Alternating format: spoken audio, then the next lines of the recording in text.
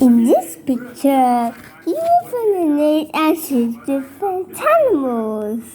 สวัสดีค่ะสวัสดีครับยินดีต้อนรับเข้าสู่ธุรกิจชาตินะ Cage.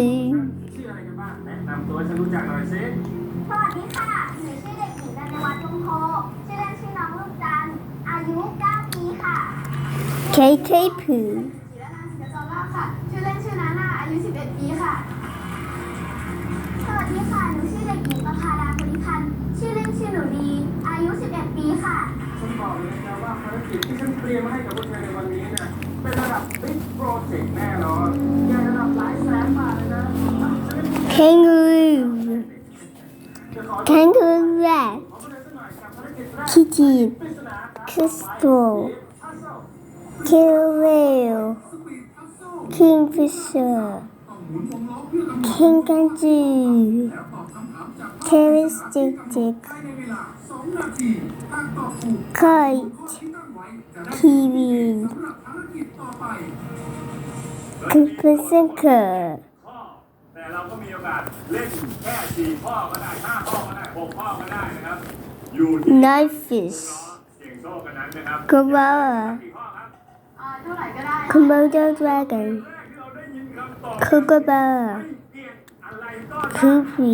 ข้อไม่นะคะ Quail. ที่หนูอยากได้ Kudu.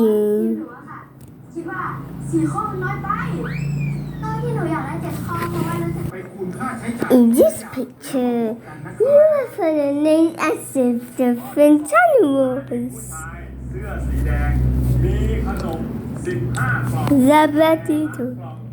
Labrador Beaver. ชิ้นเขา Nice ring. ให้เพื่อนที่ใส่เสื้อ Ladybug. สีชมพูคนละเท่ากัน Ramagea. จะได้รับขนมคนละกี่ Lapwing. Victor Ant. Razorback Sea Turtle. 3 Leech. 250 คนละ 250 Lemminger. ชิ้นเป็นคำตอบที่ถูกต้อง Lemur. ข้อที่สามจากภาพสันทาน Leopard. เล่นคล้ายรูปทรงอะไร Leopard Cat.